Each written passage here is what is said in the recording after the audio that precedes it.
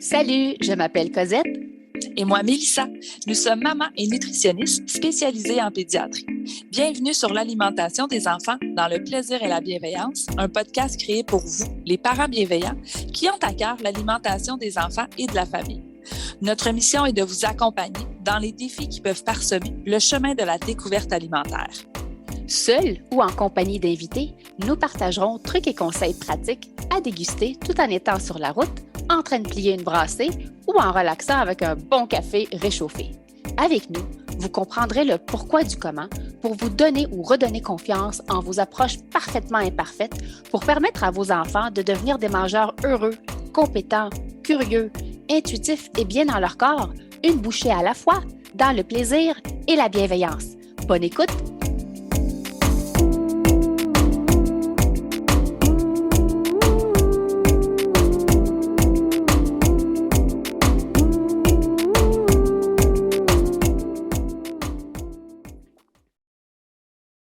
Salut les parents bienveillants et bienvenue au podcast L'alimentation des enfants dans le plaisir et la bienveillance. Salut Cosette! Allô Mélissa, comment vas-tu? Ça va bien et toi? Ça va super bien. Aujourd'hui, on va répondre à une question très, très fréquente, encore une fois. Mon enfant n'aime pas les légumes. Au secours, avez-vous des trucs et des astuces? Pourquoi ils n'aiment pas les légumes, les enfants? Oh mon Dieu! Hey, moi, j'aime bien remettre ça, j'explique ça tout le temps très simplement aux parents, là. C'est pour leur dire que si vos enfants étaient naturellement attirés vers les légumes comme premier aliment dans l'assiette, on serait tous morts aujourd'hui. Parce que si l'homme de la préhistoire avait toujours été attiré vers les plantes, vers tout ce qui est justement type légumes, ben, il se serait empoisonné à plusieurs reprises et nous ne serions plus là. L'évolution, l'homme n'aurait pas évolué aussi longtemps. Donc, c'est pour cette raison-là. C'est parce que, ben, en fait, c'est une des raisons. C'est pas la raison, mais c'est que biologiquement parlant, le petit bébé et tranquillement l'enfant, ben, son cerveau, son corps va justement le protéger, va l'amener à découvrir la vie, mais tout en le protégeant. Et c'est par les expériences, tranquillement, qu'il va comprendre que, finalement, ça, c'est pas du poison, ça, c'est correct. Mais c'est ce qui explique pourquoi ça peut être aussi long versus d'autres groupes d'aliments vers lesquels nos enfants vont être d'emblée attirés quand on pense les fruits. Si on reste dans le même groupe, ben, c'est certain que le fruit, la grande majorité des fruits ont une saveur qui est un petit peu plus sucrée, va être associé aussi au fait que ça leur donne de l'énergie. Mais comme j'aime bien dire aux parents, ben, c'est normal que vos enfants n'aiment pas les légumes, sinon on serait tous morts aujourd'hui si c'était la première chose vers laquelle ils iraient. Fait que, tu sais, juste ça, des fois, on fait ah ben oui, ça a du sens. Tu sais, je veux dire, ça explique pourquoi mon enfant, ce sera peut-être pas, mais en même temps, ça ne veut pas dire qu'il ne les aimera jamais, il ne les acceptera jamais. Mais ça va vous prendre beaucoup plus de patience que d'autres groupes d'aliments. Mais on le répète souvent, mais on continue d'exposer. On est constant dans notre exposition et de cette façon-là, on va créer un environnement qui va être favorable aussi à cette découverte-là et à nourrir la curiosité vers ces aliments-là. Oui. Puis, tu sais, ça me fait penser, on le sait que, tu sais, en l'âge de 2 à 10 ans, il y a 75% des enfants qui vont vivre un épisode de néophobie alimentaire. Néophobie veut dire la peur des aliments, puis néophobie veut dire la peur du nouveau. Et néophobie alimentaire, c'est la peur face à la nouveauté alimentaire. Donc, sachant ça, il faut juste que vous réalisez que la peur de vos enfants, elle est réelle, même si le danger ne l'est pas, là, mais la peur de vos enfants est réelle. Donc, un brocoli ou une asperge peut être aussi épeurant que le monstre en dessous de son lit. OK, donc voilà. Oui, ils vont passer, mais c'est à différents degrés. Il y a des enfants vraiment juste à la vue, ils se mettent à courir. Il y en a que vraiment, ils tolèrent sur la table, mais dans leur bouche, ils ne sont pas prêts. Il y en a qui vont trier des aliments. Donc, tu sais, la néophobie peut être vue de différentes manières dans le comportement de nos enfants, mais sachez que c'est à peu près 75% des enfants entre 2 et 10, puis le pic est autour de, je vous dirais, 3-4 ans. Puis à ce pic-là, 3-4 ans, il est associé à l'âge des enfants où ils sont le plus mobiles, où ils bougent le plus, où ils explorent leur environnement.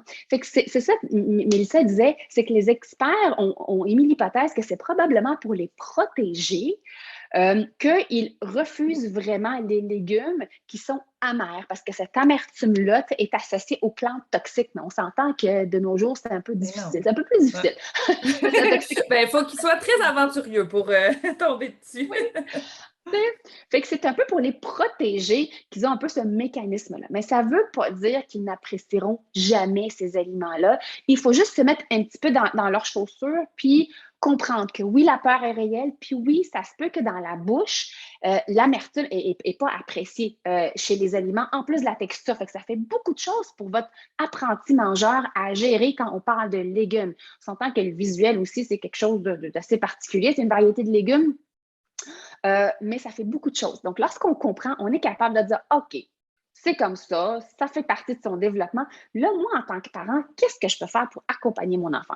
La première des choses, c'est de valider son émotion, votre enfant. Fait que quand il a peur du légume, au lieu de lui dire, mais là, franchement, c'est juste un brocoli, là, capote pas. Ou, voyons donc, t'en as déjà mangé l'autre fois. Tu sais, pourquoi tu pleures? Assieds-toi puis mange.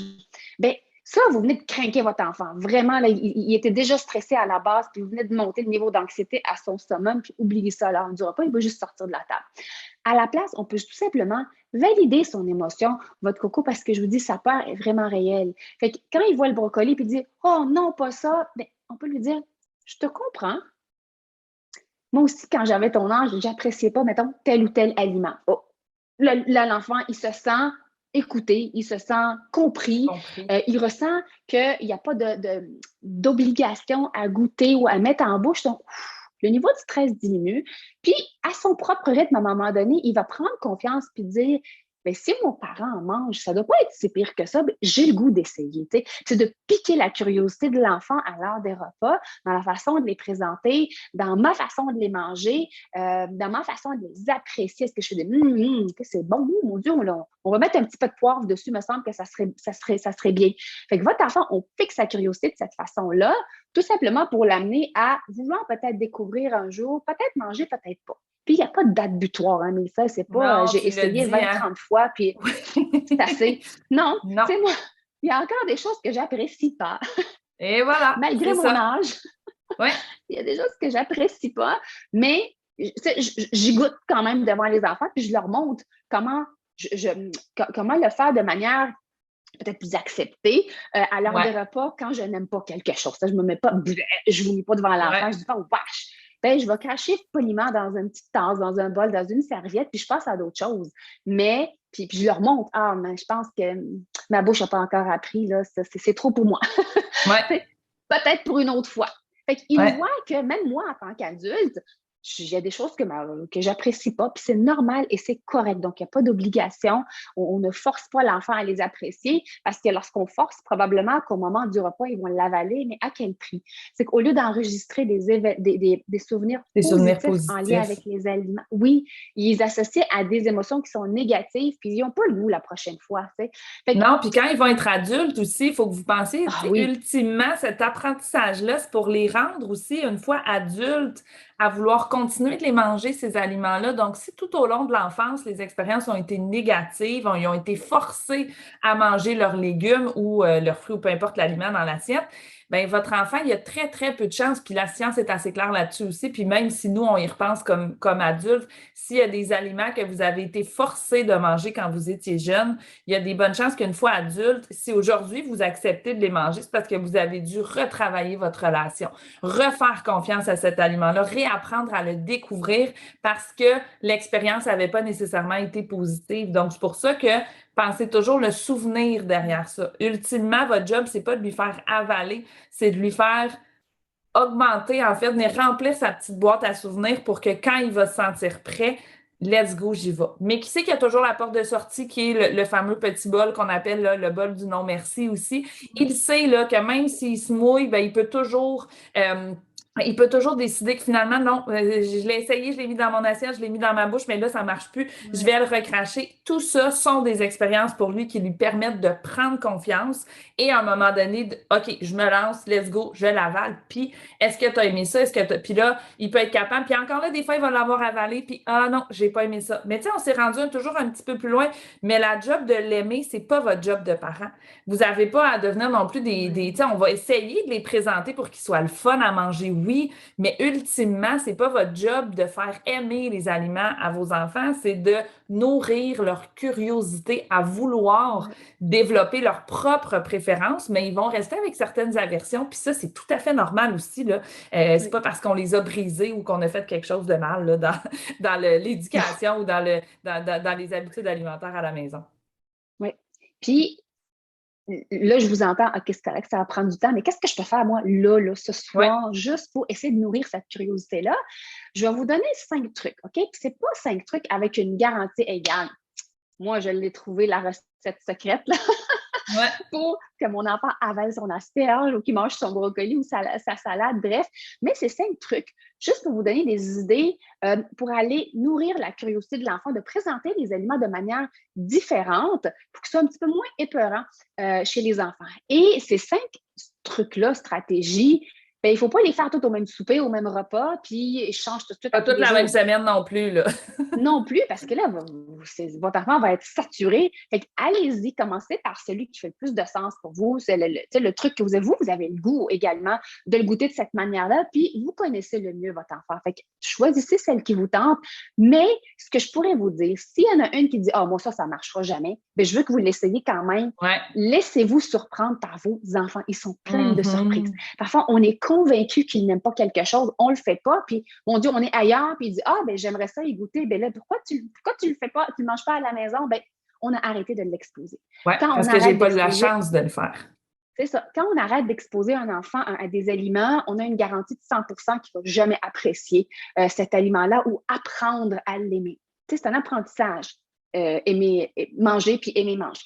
Alors, si je commence par les cinq petits trucs, c'est faites en sorte que ça goûte bon en bouche. Tu sais, c'est pas tout le monde qui va apprécier des légumes juste vapeur tout nus de même. Moi, je les apprécie pas. Tu sais, j'aime ça quand c'est relevé. Puis votre enfant aussi. Puis ça se peut que vous appréciez des choses juste cuites de vapeur, puis c'est correct. Mais dites-vous, tous les goûts sont dans la nature. Ça se peut que les autres apprécient pas de la manière comment on les cuisine. Puis en même temps, je mets pas en doute vos talents de cuisinier, cuisinière. C'est juste réfléchissez un petit peu. Est-ce qu'il y a moyen au lieu de cuire vapeur, le fait de les rôtir, ça fait relever un petit peu plus la saveur dans les aliments.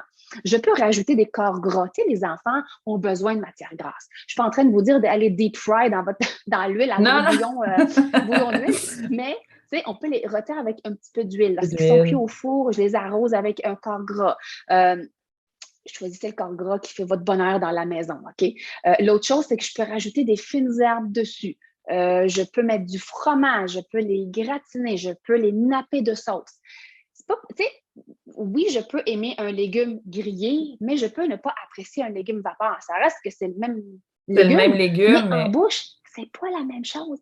Puis ça, c'est correct de dire à l'enfant, c'est vrai que tu ne l'aimes pas comme ça. Bien, aujourd'hui, je l'ai fait de cette manière-là. Fait que juste lui dire, ça, c'est rôti, ça, c'est avec du fromage. Le but, c'est pas de les cacher puis de camoufler complètement le goût de l'aliment. Pas du tout. C'est tout simplement essayer de le relever, de le présenter d'une manière différente, plus intéressante et pour piquer sa curiosité, comme tu l'as si bien dit. Exactement. Le deuxième truc, c'est de les intégrer dans une recette. Et c'est pas dans le but de les cacher, c'est tout simplement, on les met dans une recette parce qu'on les met en plus petite quantité, puis très souvent, c'est avec un aliment qu'ils aiment beaucoup. Exemple, un macaroni. Macaroni, exemple, au fromage, macaroni à la viande. Je vais mettre un petit peu de légumes. Fait que l'enfant, s'il n'est pas prêt, il peut le trier. Mais parfois, le gars, il va prendre une bouchée, puis il est dedans, finalement, c'est pas si pire. Pas parce qu'il n'aime pas le brocoli tout seul qu'il ne l'aimera pas apprêter de différentes manières, comme dans une soupe, dans une omelette. Tu sais, dans l'omelette, on peut visuellement voir les légumes, fait que l'enfant peut les trier, mais ils sont dans quelque chose que l'enfant peut-être apprécie beaucoup. Troisième astuce, présentez-leur une piscine avec vos légumes, une piscine de trempettes. Puis le choix des trempettes vous revient, mais moi j'aime ça quand je vais chercher une trempette qui est nutritive, qui est nourrissante. Je vais faire de tzatziki à base d'un yogourt gras. Je peux faire de la guacamole. On peut faire du hummus. Oui, fait que variez vos trempettes. Puis oui, parfois ça va être du ketchup, c'est pas la fin du monde, mais variez vos trempettes. Puis on peut allez-y dans le jeu, embarquer dans le monde des affaires. C'est une piscine. Fait que lui, il plonge beaucoup, mais lui, il fait juste tremper le bout. Des fois, ils vont faire des dessins avec la trempette. Puis c'est correct aussi. Mais le but, c'est toujours aller chercher la curiosité. J'ai le goût de l'essayer de cette façon-là. C'est différent aujourd'hui. Pourquoi pas? Quatrième, dans les smoothies. Intégrez-les dans les smoothies. Puis, Tu sais, moi, chez nous, là, les enfants, là, je sais pas toi, mais ça, moi, ils aimaient ça peser sur le Ah piton ouais, peser ses pitons, ben oui. Ouais. Puis mettre des choses dedans. Tu sais, Ouais. fait que, tu sais, lorsqu'on a une variété de fruits, de légumes, on peut mettre aussi des boissons, du lait, des boissons végétales, du jus, bref. Fait que montrer à l'enfant que, gars, ça se fait de cette façon-là. On peut mettre aussi des fruits avec, pas juste des légumes, si notre enfant Oui, préfère oui. les fruits. Peser sur le bouton, puis après ça, bon, ils vont mettre ça dans un verre avec une paille. Des fois, c'est à l'effigie d'un personnage qu'ils aiment beaucoup. On peut congeler les smoothies, ça devient des C'est popsicles. ça. Ouais. Donc, allez-y, mais le but, c'est pas de le cacher, c'est juste de lui dire, il est là, mais il Ouais. est camouflé, il est comme déguisé, C'est ça. comme l'Halloween. On le voit, Ouais. il est caché. C'est vrai, puis ça lui montre aussi qu'il y a différentes façons de les manger. Puis vous-même, en faisant ça, vous allez peut-être réapprendre à les apprécier, les fruits puis les légumes, parce que ça se peut que vous-même, comme adulte, vous avez peut-être la difficulté aussi, des fois, à les mettre parce que vous savez plus. Ouais, mais je trouve pas, tu sais, justement, je trouve pas ça bon, moi, du brocoli vapeur. Bien, vous n'êtes pas obligé de le manger vapeur, votre brocoli, vous pouvez le faire. Donc, par ces trucs-là qu'on vous donne pour vos enfants, c'est aussi valide pour vous. Vous aussi, les essayer comme ça. Puis comme on expliquait, le but, c'est pas de les cacher, de les camoufler, c'est de montrer à l'enfant qu'il y a différentes façons de les apprêter et donc il y aura différentes façons d'apprendre à les aimer et peut-être que de certaines façons, il ne les aimera pas et il va dire « Oh non, moi, les épinards, quand c'est dans le sauté, j'aime pas ça, mais dans le smoothie, j'adore ça. » Donc, pour lui, c'est pas « Moi, les épinards, j'aime pas ça. » Et aussitôt « Ah, il y a des épinards dans ton smoothie. Ah non, j'en veux pas. » Il sait que ça peut être présenté de façon différente et il s'ouvre à ça. Donc, c'est vraiment ça qu'on veut venir nourrir chez l'enfant, de lui montrer que c'est pas parce que tu l'aimes pas comme ça que tu l'aimeras pas d'une autre façon. Et je le répète, mais on veut nourrir cette curiosité-là, cette confiance-là de l'essayer d'une autre façon. Puis au pire, si j'aime pas ça, ben je vais essayer. Puis c'est pas parce que tu l'aimes pas là que tu ne l'aimeras jamais non plus. Plus tu peux t'essayer, quand ça te tentera, on va le réessayer. Puis peut-être que là, cette fois-là, tes papilles vont l'apprécier.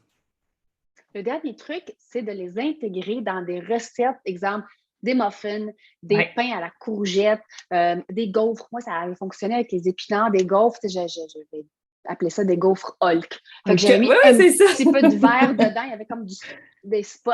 Puis j'avais fait des gaufres complètement vertes. Fait qu'il y avait des normales, un petit peu de vert, beaucoup de vert. Puis écoute, ça a piqué sa curiosité. On est encore au stade un petit peu de picot vert, pas trop de vert, mais il sait que c'est des épinards. Il les apprécie pas en salade, il les apprécie pas dans les... Mais ça va passer là-dedans. Puis mon but, c'est pas de dire « Ah, yes, j'ai réglé le cas. » Non, parce que nous, on aime ça, les épinards. Puis j'essaie de les intégrer de différentes manières. Puis je vous dis, essayez les choses, là. C'est vraiment comme ça qu'on peut leur offrir l'occasion d'en savoir plus, de les apprécier de manière différente, les aliments, parce que, tu sais, des épinards dans un muffin, ça ne goûte pas la même affaire qu'un épinard dans un smoothie, qu'une salade d'épinards ou que des épinards dans une omelette.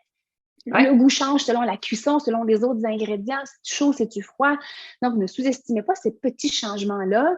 Puis allez-y, faites-vous, comme Mélissa l'a dit, vous allez peut-être découvrir des recettes ou vous allez peut-être apprécier des aliments que vous pensez ne pas aimer juste à cause de la présentation. Et voilà, c'est ça. Oui. Et découvrez-les vous aussi avec votre enfant parce que, comme je disais, ça se peut que vous aussi, vous ayez à retravailler un petit peu cette relation-là avec les légumes aussi. Là. Des fois, on a l'impression que non, je les aime, mais finalement, c'est vrai, celui-là, je ne l'aime pas, puis celui-là, j'en mange pas. Puis c'est vrai que vu que je ne l'aime pas, ben, je le cuisine moins souvent, mais en même temps, si vous voulez que votre enfant apprenne à l'aimer, fait que vous aussi, on se met un peu ce petit défi-là de vouloir découvrir avec eux. Donc, ça devient vraiment super agréable parce que c'est pas juste il faut que lui le mange, il faut que lui il l'aime. On le fait tout ensemble. Fait que votre enfant aussi est content de participer à ça, puis il va avoir encore plus envie tranquillement. Ça nourrit encore plus sa curiosité. Oui, les enfants n'aiment pas les légumes pour différentes raisons. Ça peut faire partie de leur développement. Donc, tout ce qui est en lien avec la néophobie alimentaire, il y a une question biologique là-dedans. Il y a une question que ça prend du temps, ça prend de la patience. C'est long apprendre à manger chez les cocos. Alors, j'espère que dans cet épisode-là, vous avez eu assez de trucs et astuces et qu'on a compris réellement que la peur des enfants, elle est réelle. Donc, qu'il y a une question au niveau de développement, une question côté biologique qui peut expliquer le pourquoi nos enfants peuvent être moins aventureux vers les légumes. Alors, lorsqu'on comprend, je pense qu'on peut mieux intervenir, mieux agir, ajuster nos approches envers nos enfants.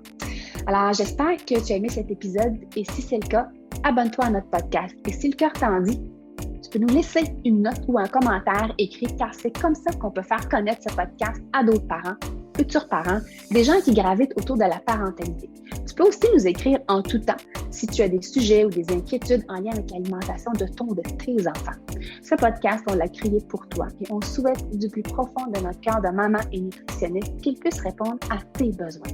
Merci tellement d'être là. On a hâte au prochain épisode pour continuer de connecter avec toi et jaser alimentation des enfants dans le plaisir et la bienveillance. Bye bye et à la prochaine. Bye Mélissa. Bye Cosette.